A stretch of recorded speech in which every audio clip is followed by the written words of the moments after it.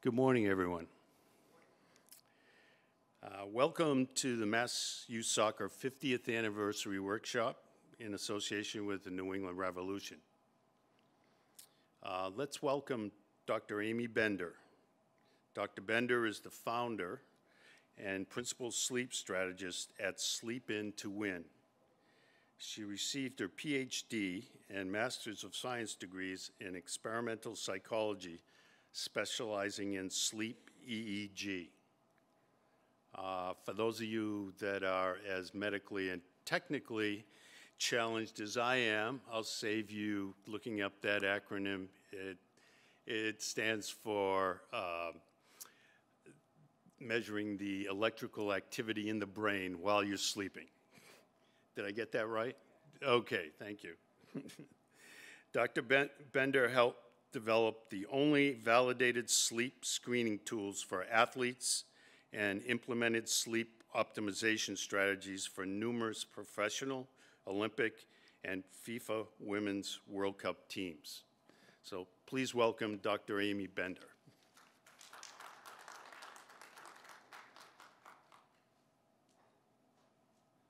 Thank you so much for having me. Thanks to Mass Youth Soccer. Really excited to be here. This is me actually at the final game. So I was lucky enough to be a part of a panel for female women's health and was able to, they invited us all out to the game. So it was such an amazing experience. Have a few pictures kind of sprinkled throughout. I also have live polling during the presentation too, so make sure you get your phone out. We'll start that in a second. And at the end, I have a quiz, so winner gets this shirt. It isn't from FIFA World Cup or anything like that, but I was recently, a couple days ago, in DC doing some work for Monumental Basketball, the Washington Wizards, the WNBA team, the Mystics, and they gave me a bunch of swag. So I thought, let's give out a prize to the person who gets first in the quiz here. So make sure you pay attention. Let's see here. So here's the polling. You can scan the QR code with your phone, or you can go to slido.com and enter in that number. And I'm just curious, how much sleep did you get last night? I want to know how y'all are sleeping.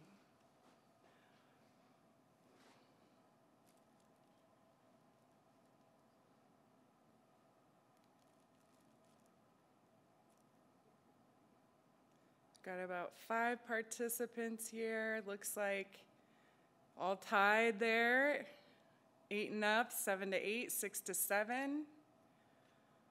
And we're gonna find out if that's enough. We're gonna find out what those recommendations are. So we got some pretty good sleepers here. There's 20%, about 40% below 7.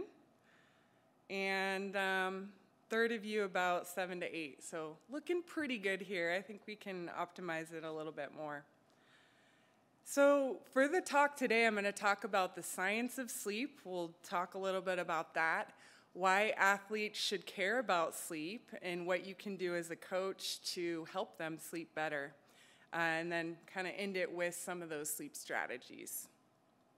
So I'll start off with the science of sleep.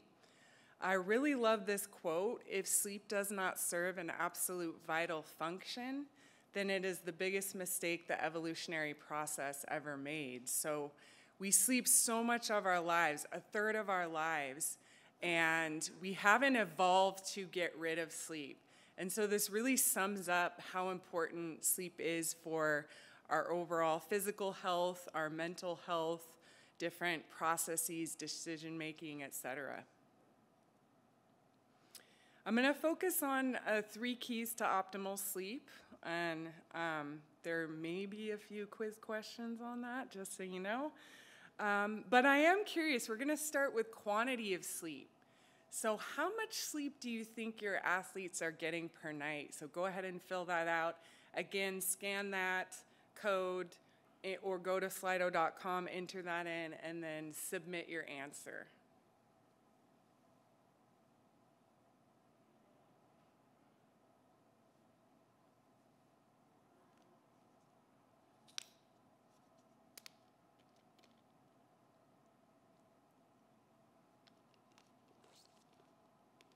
So looks like about 2/3 of you think that they're not getting enough. And this is really common, just juggling the demands of the sport, academics, social life, etc.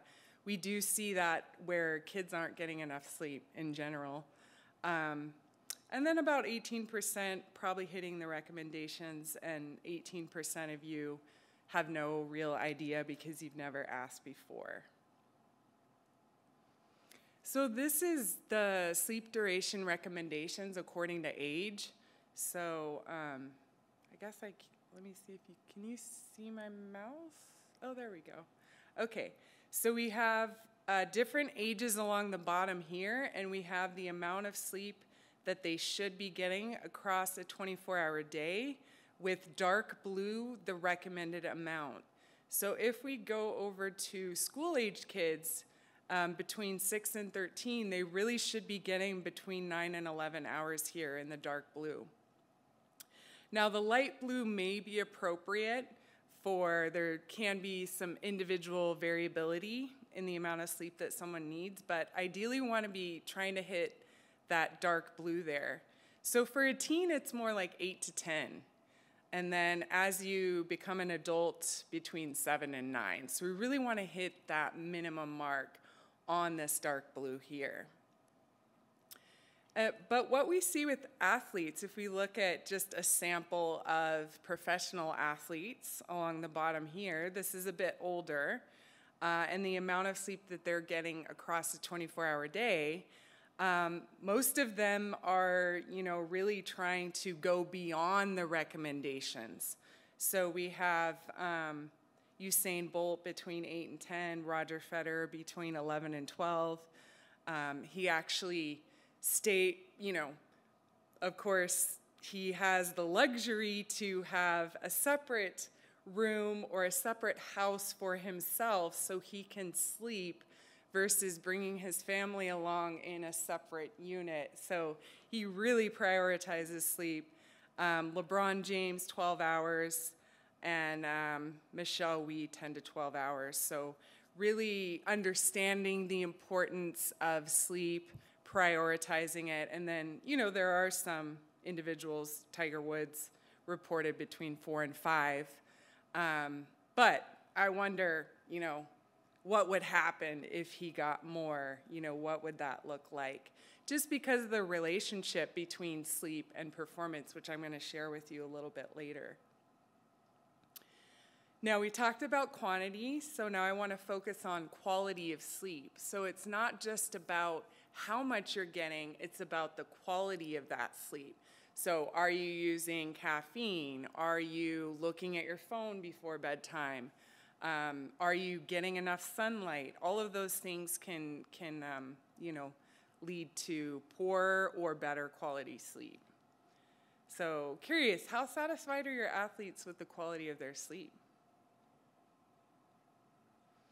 Duration may be a question that you ask, how much sleep did you get last night? Quality may be another one that you might want to ask as well. And it looks like we're not really doing that, half of us aren't really doing that. But hopefully after this presentation, maybe you'll start asking that a bit more. So what actually is good quality sleep? The National Sleep Foundation defines that as being able to fall asleep in less than 30 minutes.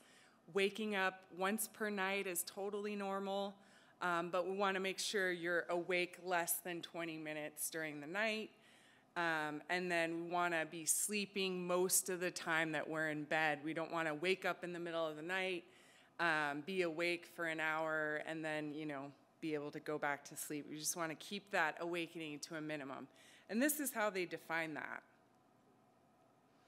So an example of what that might look like maybe for a teenager, could be going to bed at 10 p.m., maybe taking around 20 minutes to fall asleep, might wake up once during the night, but is able to fall asleep within 15 minutes, and then, unfortunately, because of early school times, have to wake up for the day at 6:45. And so this teenager, you know, we have to consider it's not just about if I go to bed at midnight and I wake up at 8, you know, that's not 8 hours because it takes time to fall asleep.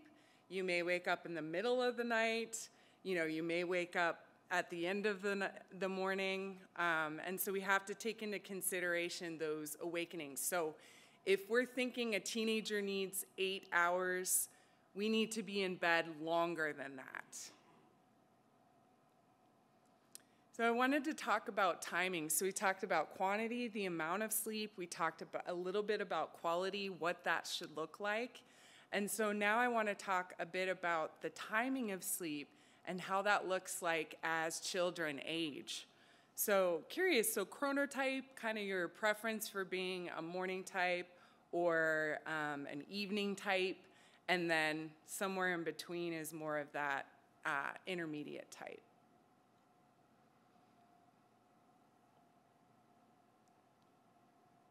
So it looks like the majority here think their athletes are evening types. Really depends on the age, and I'll talk about that. And then not too many morning types here, and then some intermediate, and then some of you don't really know. The way this works across the research is that 15% are more morning types, so 15% of us in general are more morning types, 15% are more evening types, and the rest of us kind of fall in between. But obviously this changes across the lifespan. You know, if any of you have had kids, understand that the younger children wake up earlier. When we hit age 20, that's kind of that peak in being an evening type. And then at around age 50, you kind of revert back to being more of a morning type. So this myth that teens are lazy for wanting to sleep in, I'm going to kind of bust that myth for you. And it's in this graph here where we see ages along the bottom, and then we see their chronotypes, so early birds down here at the bottom, and then late types up at the top. And again, as I mentioned, we see a peak in evening types, you know, in those later teen years. And as we start to hit the teen, we gravitate more towards being an evening type, with males being more of an evening type than females.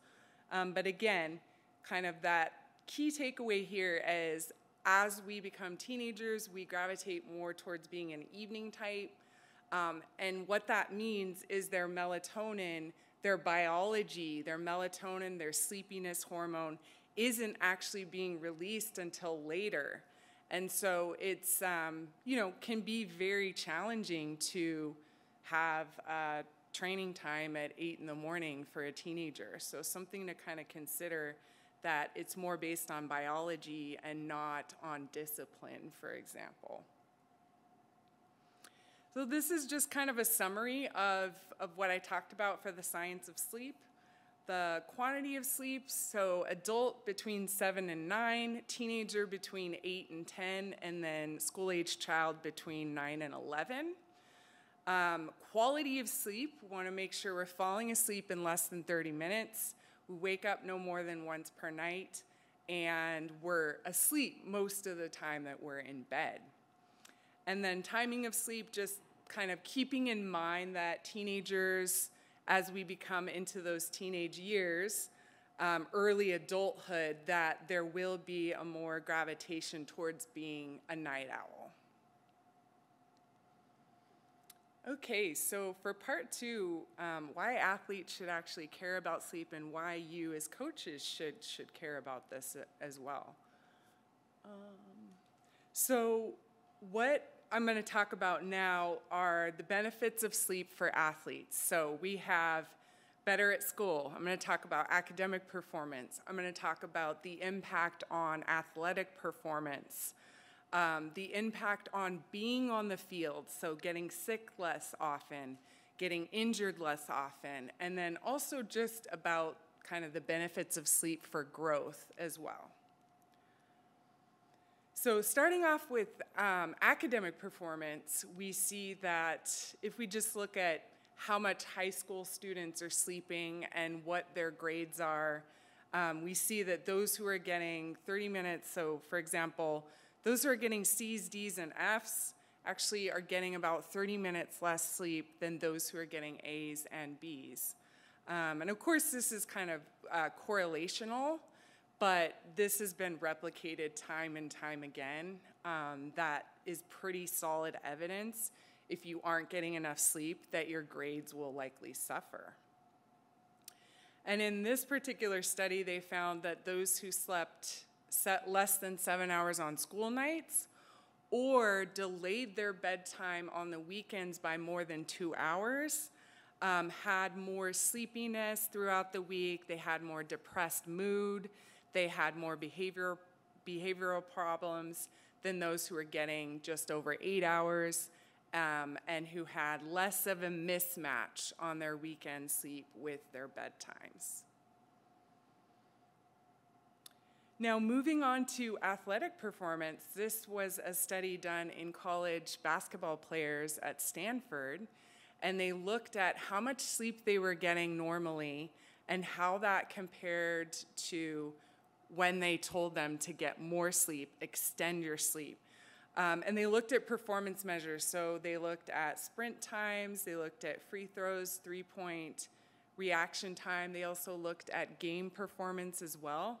And they found when they were getting about 6.7 hours, these were their results for those performance metrics.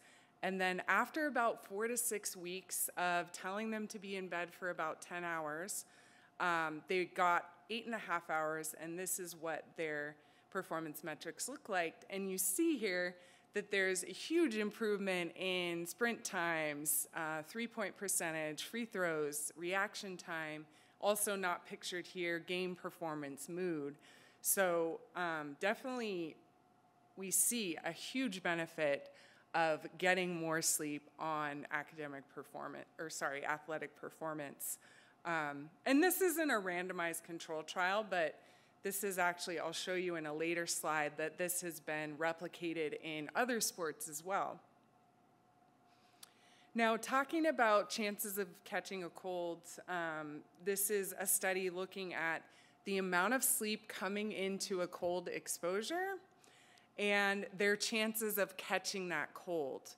So we see that those who were getting less than 5 hours of sleep had about a 50% chance of catching the cold when they exposed them to that virus, versus someone who's getting greater than 7 hours only had about a 17% chance of catching a cold. So really, we know that sleep helps reduce inflammation, it helps fight infection. And here's a study showing that, if you're not getting enough sleep, you'll likely be more sick more often. And talking about injury risk, so this was actually in adolescent elite soccer players, and they found that athletes who were sleeping on average less than 8 hours per night had almost a 2 times greater risk for injury than those who slept more equal to 8 hours or more than 8 hours. So we see kind of a relationship there with injury risk, specific in elite adolescent soccer players. And then concussion is a big hot topic these days. This was a study looking at NCAA Division I athletes, and they had them complete a survey on insomnia, how sleepy they were prior to the season even starting, and then they tracked concussion throughout the season and found that those who had greater sleepiness, more insomnia symptoms, were at a greater risk for getting a concussion during the season. And this was even more important than past concussion or even the sport type. So a lot to unpack there, but I think potentially if we can optimize sleep, we could potentially reduce concussion risk. And then finally, here I wanted to talk about growth hormone. Kids care a lot about, growing, getting big.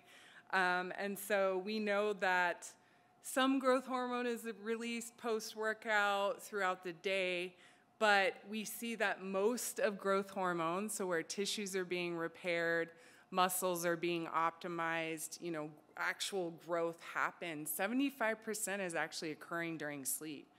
So an important thing to consider, we want to optimize sleep to maximize growth as well. So just to kind of summarize why athletes should care about sleep, I presented information on improving academic performance, improving sports performance, how it can help boost immunity, how it can reduce injury risk, and then that last slide with helping kids grow, where 75% of growth hormone is released during sleep. Finally, let's get to the good stuff here. Let's talk a little bit about sleep strategies that you can, speak to your athletes about. You can even utilize for yourself.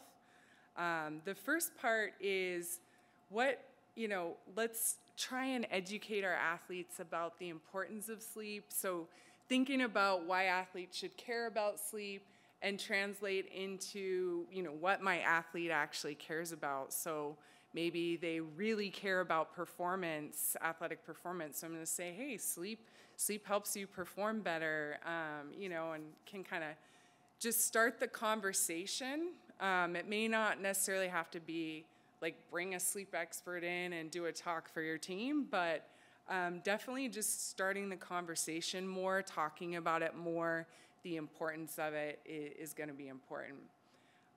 So have you ever been to a sleep presentation about sleep in athletes? I guess prior to this one, I'm very curious.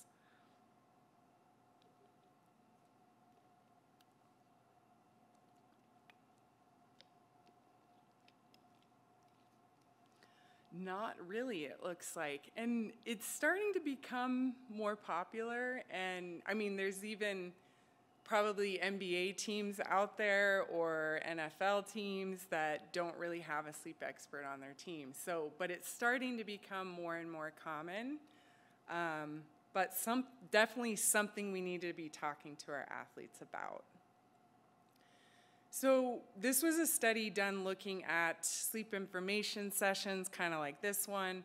And it showed that actually they can help increase sleep by about 20 minutes per night. That was in 2 different studies, but it wasn't really maintained about a month later, so kind of normal habits start to kick in. And so we really want to try and emphasize sleep, check in frequently with our athletes to kind of maintain that momentum going forward. I think, too, could be an area where if you identify an athlete who might be struggling with their sleep, we probably want to screen them to see if they need to see a sleep professional. So I am curious, how often have you screened your athletes for sleep problems? It doesn't have to be anything formal, but like, have you asked your athletes about their sleep? Have you thought about, what if this person has a problem? What should I be doing?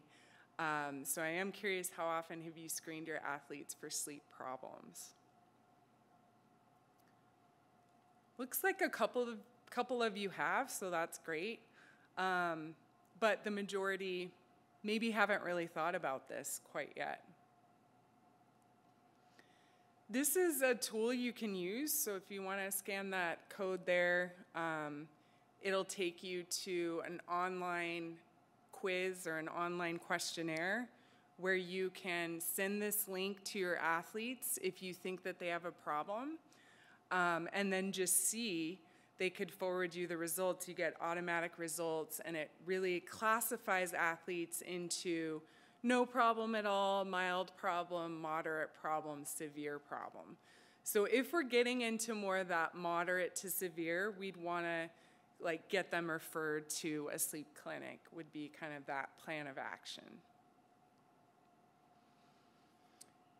Okay, so I wanted to talk about banking sleep. So this was what I talked about with that Stanford college basketball study. So banking sleep, getting more sleep, leading into an important competition, playoff time, etc. So have you ever heard of banking sleep before as a potential strategy?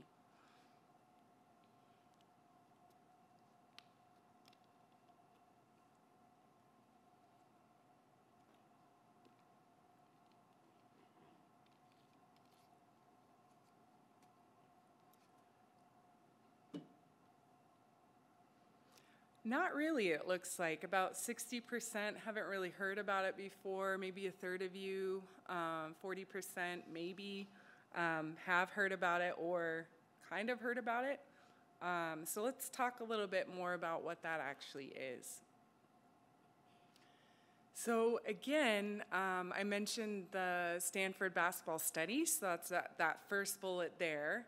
But it has been replicated in other sports as well. So after 1 week of about 1.7 hours of extra sleep, tennis players improve their serving accuracy.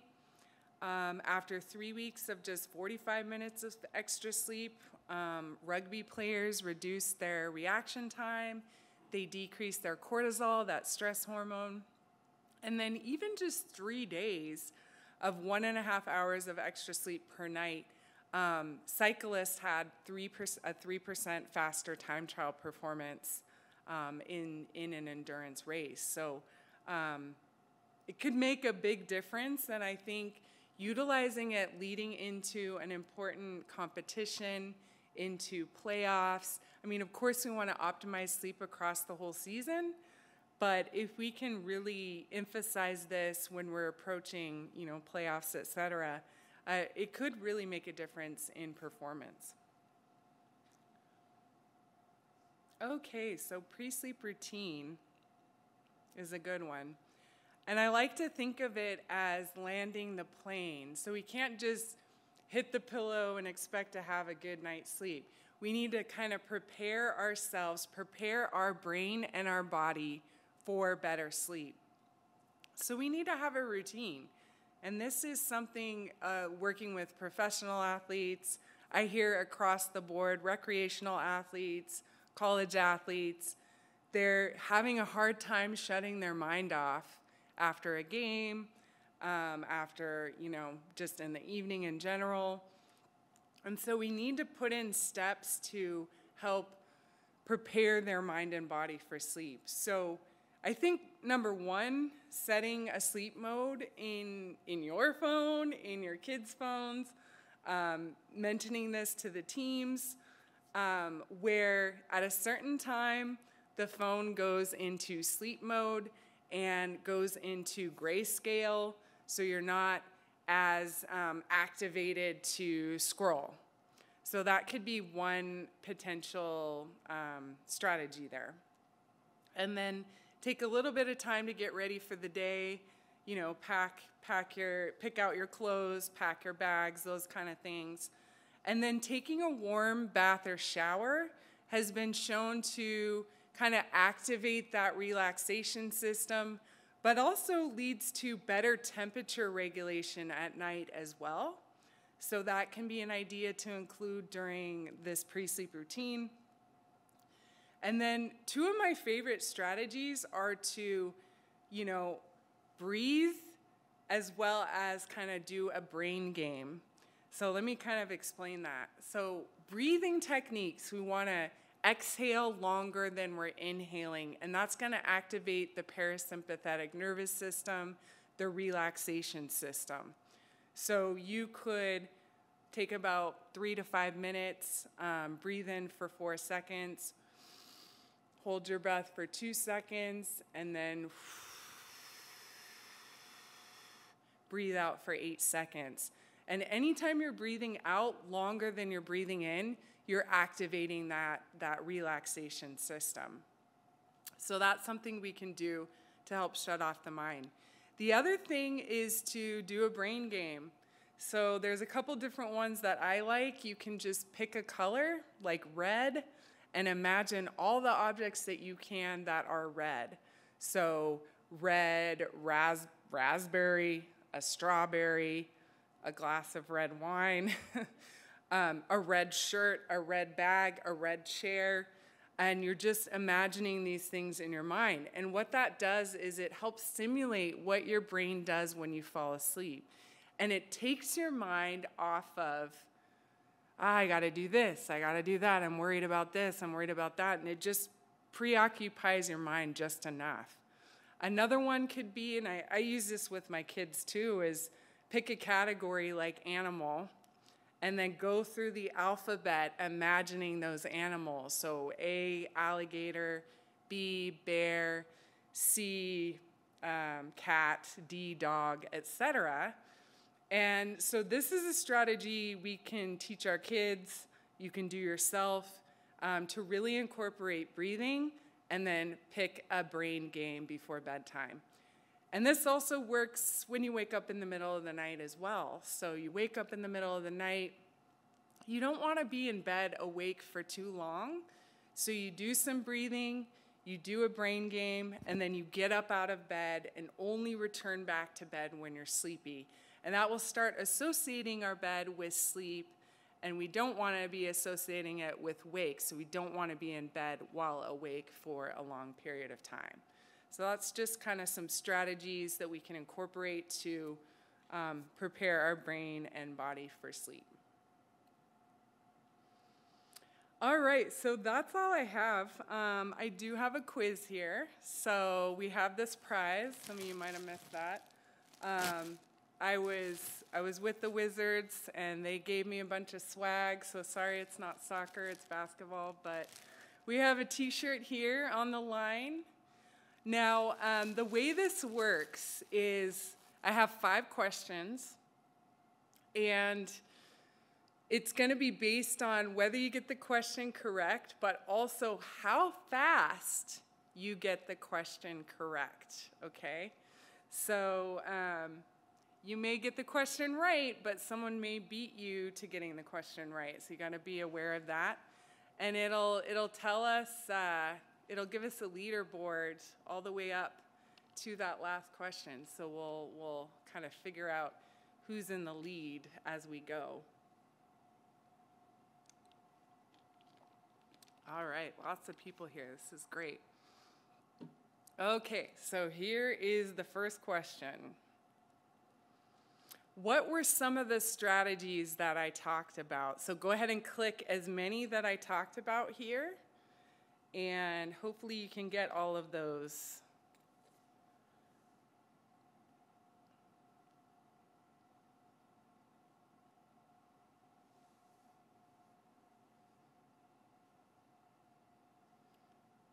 All right, let's see what the correct answers were here. Okay, I talked about educating about the importance of sleep, screening athletes for sleep problems, banking sleep, having a good pre-sleep routine, and I didn't talk about having green tea. You guys are paying attention. This is great. Okay, next one, or we'll see who the leader is here. So Michelle in the lead, Maria closely behind, Walter right there. Let's go to the next one. Oh, shoot. Okay. Sorry about that. I think that got mixed in a bit. I didn't talk about proper light exposure yet, so let me get there, and then we'll finish our quiz, hopefully. Sorry about that. Got mixed in. This is I was wondering where that was. This is another strategy where we need to be getting more light. I went to a road trip for an NBA team, and you're basically stuck in that hotel pretty much all day. They might go to shoot around, but you know, it's like you go from here to there, you go to the restaurant in the hotel, you go to your room, you nap, but light exposure is missing. Luckily for soccer players, that's not too much of an issue, but something to kind of consider, where we want to get lots of light in the morning, in the afternoon, to help set our circadian rhythms, to help improve sleep at night. and potentially use blue light blocking glasses to block light. So I'll talk about that really quickly. Blue light blocking glasses, I actually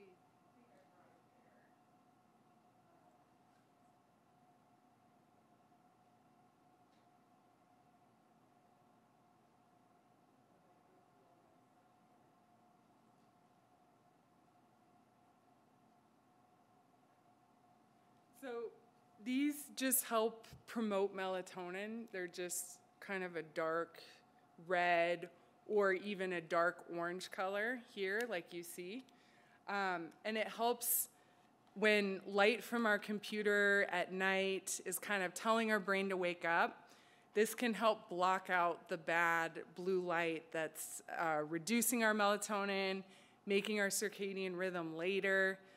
So this might be a strategy for some of the kids that you're working with if they have to do homework late at night, or they like to play video games, that kind of thing. We want to utilize that. Video games is a big issue. Even at the NBA level, people are, I was polling the Wizards actually, and they said about a third of their players bring the console with them on road trips. So just wanted to put in a little point here about what does the research say. And one study found about over 2 hours of violent video games resulted in 30 minutes less sleep.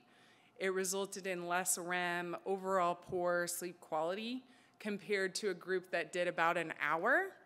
So if we, for example, if someone is playing video games over 2 hours every day, they might be missing out on 30 minutes of sleep every 7 days for 2 weeks, is about pulling an all-nighter every two weeks. So something to consider there, that we want to try and limit video game use to even, less than an hour, and ideally not too close to bedtime. And I have another tip here, sleep environment. So keep the room like a cave. Want to keep the room cool, dark, and quiet. So we want to keep it cool in temperature. We want to have blackout blinds. We want to have, if that's not possible, an eye mask. We want to keep it quiet, so having earplugs. And then I'm on Instagram at Sleep for Sport. I have a couple of videos on how to sleep well in a hotel. And I also have a cave video as well about the sleep environment, so definitely check those out. Okay, so I knew my presentation was looking a little short there with that quiz. But these are the strategies I talked about, educating about the importance of sleep, screening athletes for problems if you think they might have a problem, banking sleep, so getting extra sleep leading into an important competition, proper light exposure, pre-sleep routine, so trying to land the plane, getting proper light exposure across the day, and then also thinking about the sleep environment as well. Okay, so maybe it might reset the results here, so I apologize if you were in first place, but we'll see how that works out here. It looks like 21 of you are kind of signed up still, so I'm thinking it'll still include those previous results. So let's go to the next question here. How much sleep does a teenager need? Did I say 6 to 7? Did I say 7 to 9? Is it more like 8 to 10? Or is it 9 to 11?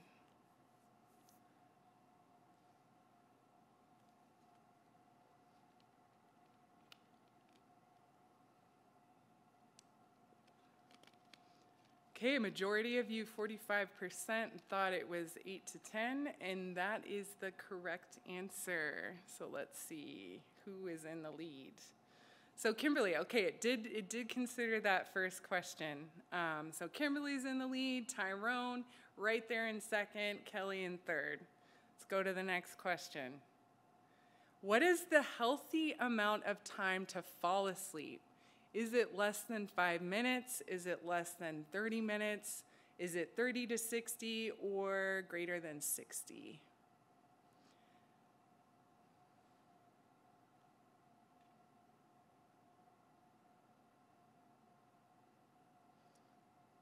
See, less than 30, 90%. You were paying attention. I didn't mention this, but falling asleep too quickly can be a sign of sleep deprivation. But I did mention less than 30 is what we want. Okay. Tyrone jumped into first place there. We have Kelly in second and Maria in third. Let's go to the next question. Are teenagers lazy for wanting to sleep in? And this is an easy one for you, hopefully. But I hear this a lot, so I really wanted to include it as a question.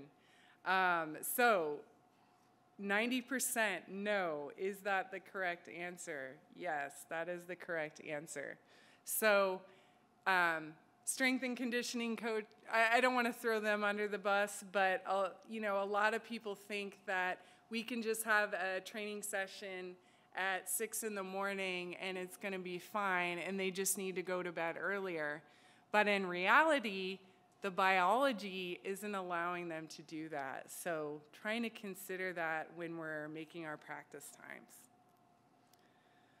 Okay, so Tyrone in the lead by 2 seconds here. Kelly close behind, Maria right there as well.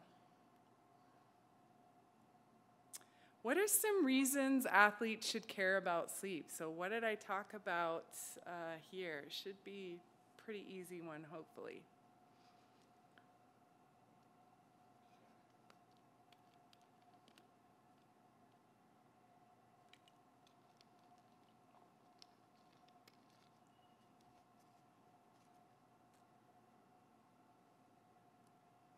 Okay, those top ones. Being cooler in front of their peers, not included. All right. Maria is our winner. Where is Maria? Nice job. Give her a hand.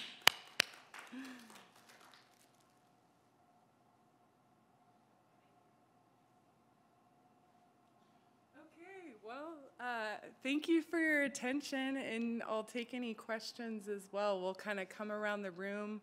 If you have a question, go ahead and raise your hand, but thank you for your attention.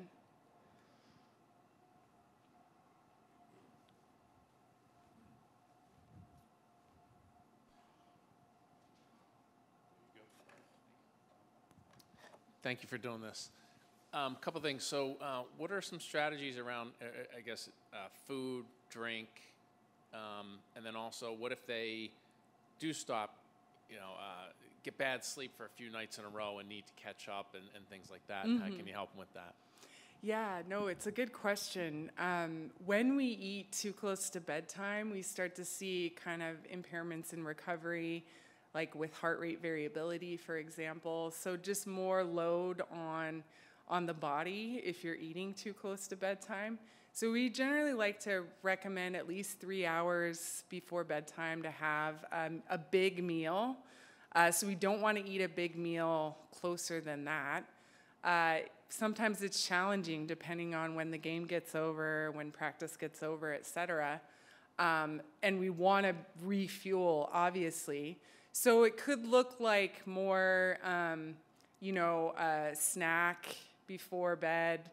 And typically, there's been kind of that intermittent fasting going on as well. And what we see in athletes specifically is that we want to have a snack about an hour before bedtime, because when you look at the research in athletes who just eat dinner at 6 p.m. and don't have anything else, their sleep quality is poorer during the night, and that could be related to low blood sugar, et cetera. So ideally we want to have that meal more than 3 hours, and then we can kind of, if that's not possible, maybe a heavier snack but also considering that light snack about an hour before bedtime.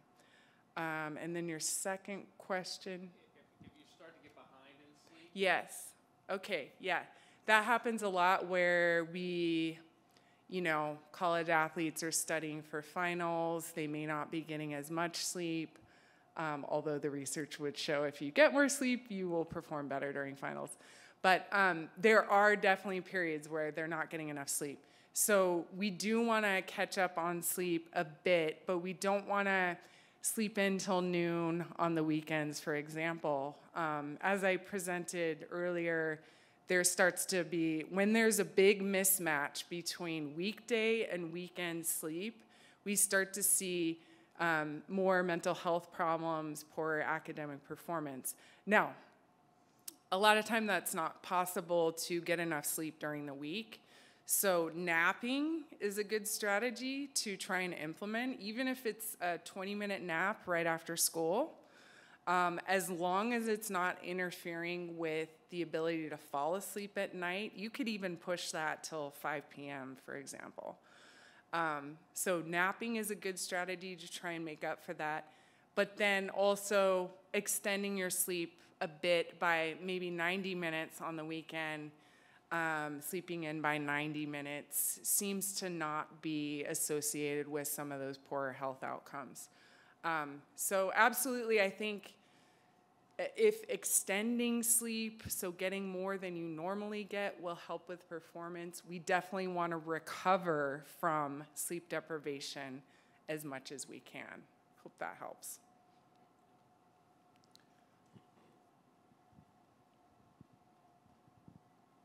Good morning. So I have a two-part question. They both kind of in line with each other. So the first part of the question is, what are some good techniques to do when you're playing, say, in a tournament and you have 2 games in one day on a Saturday?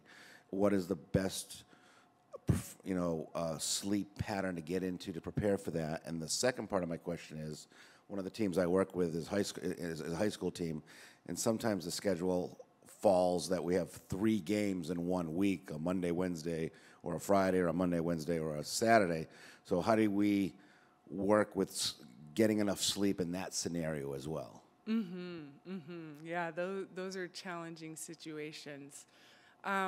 Depending on what time the games are, for example, with a Saturday, twice a game, I'm assuming one would be in the morning and one in the afternoon, or it really kind of depends? Okay. Yeah, I go back to banking sleep leading into that competition. So can we get a bit of a nap on Friday before that Saturday? Any amount of sleep that you're getting prior to this is going to be beneficial. So in those studies, there's been some non-athlete studies where they take someone, they tell them to get their normal amount of sleep, and then they look at their performance during sleep deprivation.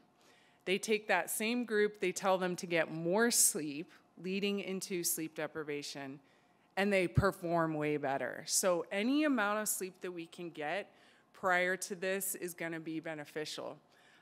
So for that Saturday scenario, like if there is an opportunity to nap, even like 20 minutes, I didn't talk about napping too much, but we just want to make sure there's about an hour before that competition so if you play at 3, we'd want to be up by 2.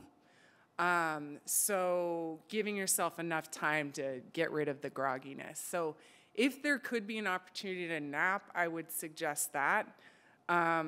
But yeah, I think banking into that, banking sleep leading into that, setting the alarm as late as possible prior to that would be helpful.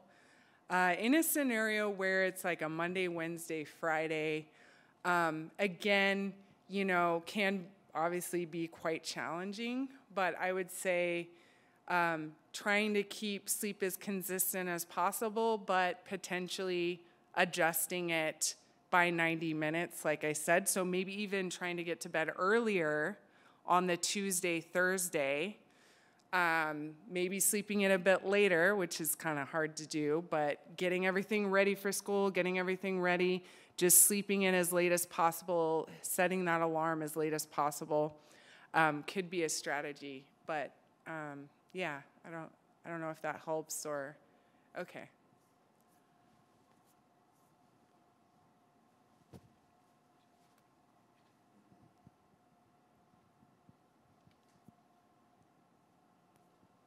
Hi, Amy. Thank you. Could you talk a little bit more about the circadian rhythm and the sleep-wake cycle, and if that gets out of whack, how that could not optimize your sleep pattern? Yeah, it's a good question. So our sleep is regulated by two main processes: circadian rhythms, which is kind of circa meaning about, dia meaning day. So our circadian rhythm is about 24 hours.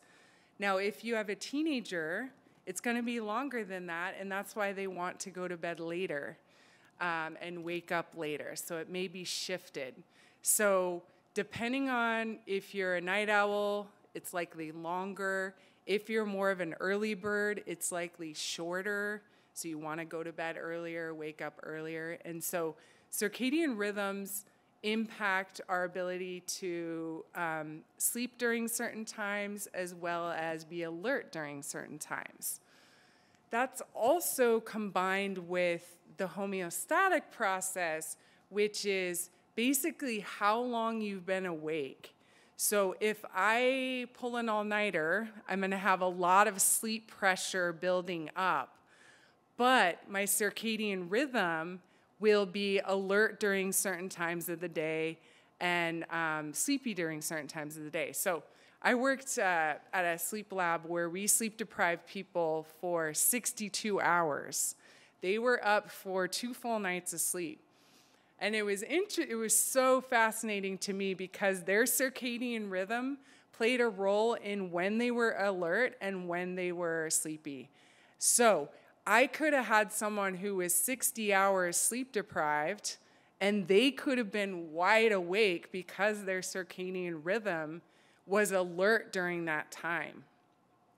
Now, as it relates, how this can get out of whack would be things like, having a phone right before bedtime close to your eyes can push our circadian rhythm later, which if they have school the next day, that could be a problem. So that's why the blue light blocking glasses might be a way to protect the circadian rhythm a little bit. Also, if they're waking up at different times, going to bed at different times, the circadian rhythm doesn't really know when to be awake and when to be asleep. So that's why one of the key pieces of information is to try and keep a regular sleep schedule as much as possible. Jet lag can also impact circadian rhythm, maybe not as big of an issue in this group, but traveling different time zones can also impact that because internally you're at a certain circadian rhythm, but you get to a new time zone and the time is different. So those are just some ways that circadian rhythm can be affected. And that's why I put in there get light, because light is our #1 regulator of circadian rhythms. So getting light in the morning tells our brain to be awake during this time. Getting light in the afternoon also helps tell our brain that it's daytime. And many of us are kind of stuck, maybe not, soccer coaches necessarily, but a lot of people are stuck indoors, and the lighting indoors can be 100 times less light than if we were to just take a walk outside. So this light may be 500 lux. We get outside, it may be 10,000. So something to consider. We always want to regulate our circadian rhythm as much as possible. Sorry, it was a long-winded answer. Any other questions? So the gentleman first. So one of your slides had up there the environment, having a quieter environment. What are your thoughts on having like background noise? My daughter likes to sleep with a fan in a room.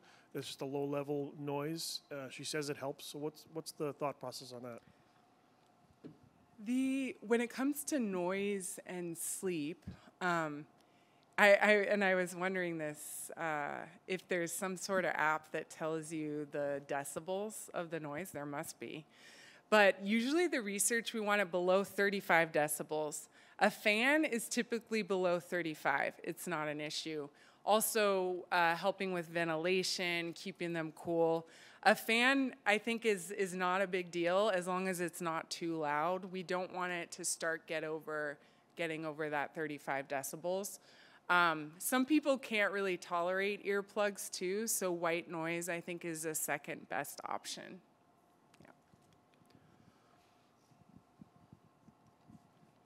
Similar to what he said about noise, what if the people you coach, the children, they share a room with a sibling and there's a lot of interference? Would you recommend like melatonin or anything like that?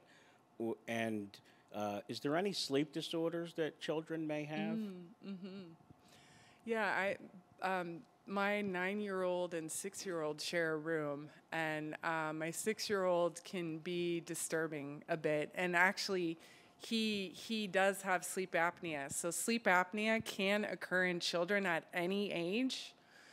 So if your child is snoring, if they're waking up a lot during the middle of the night, if they're really tired during the day, definitely something you want to get checked out. So I had him get a sleep study, and they found out he has sleep apnea. And I'm in Canada, so it takes a bit longer to kind of get through the treatment pathway. But the best treatment for that is actually surgical removal of the adenoids and tonsils, because then that opens up the airway for children a lot. So yes, sleep disorders can occur in children, like sleep apnea. There can also be insomnia in older teens as well. There could be restless leg syndrome, like if they're low on iron, they might be kicking their legs a lot during the night. I mean, in general, kids can be restless when they sleep, but I think if you're noticing snoring, definitely want to get that checked out. If you're noticing very tired during the day, or even the opposite, hyperactive, something we want to check out in kids. As far as mitigating the impact of that, that's a tough one. Like, even with my daughter sharing the room with my son, she generally, I think white noise could help in that situation. Probably earplugs are a little bit extreme depending on how old the child is. But white noise fan could help kind of drown out some of those noises from the other child. I think I have a question here.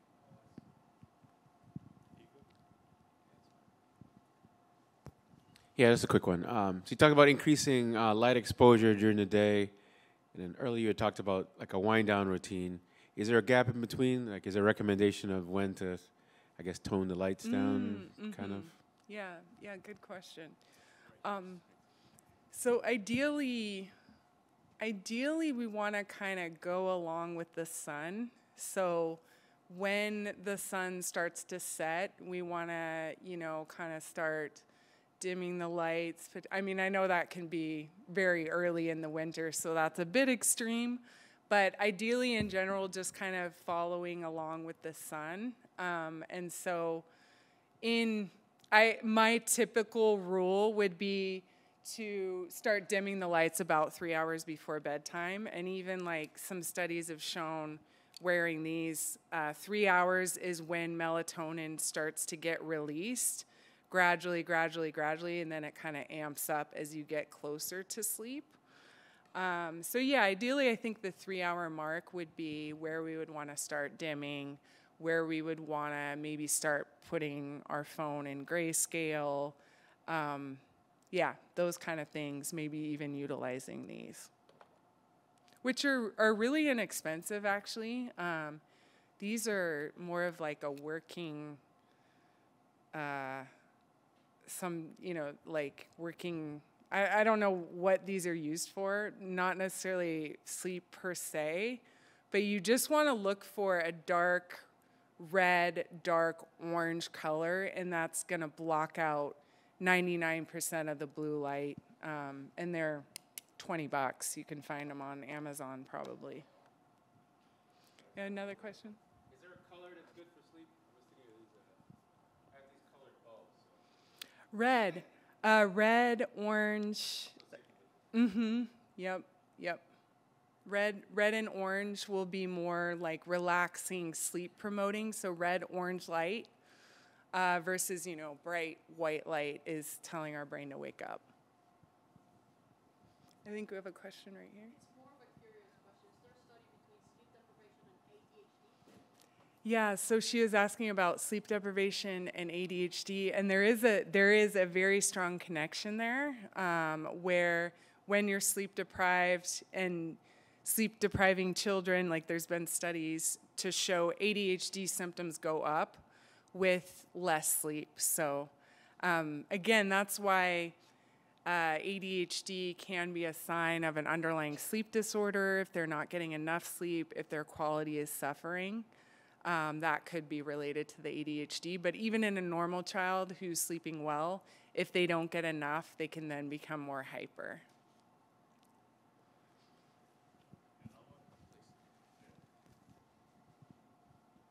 So ideally, kids would never be on their phones.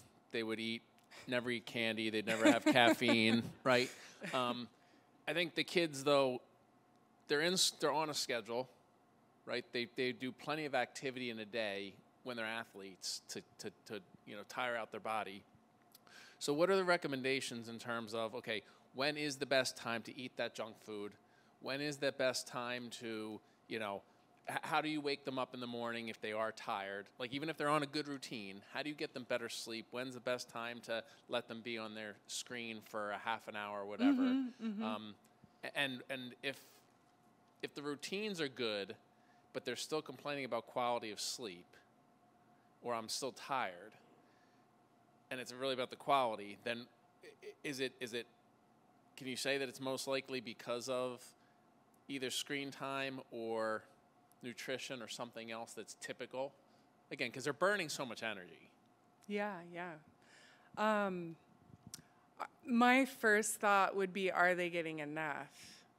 Is my first thought. So let's say you have a child who is getting enough, they're hitting that recommendation, maybe even going beyond that recommendation, because there is variability in how much sleep you need. So if I'm a teenager, I may need 9 hours instead of like that minimum 8 hours.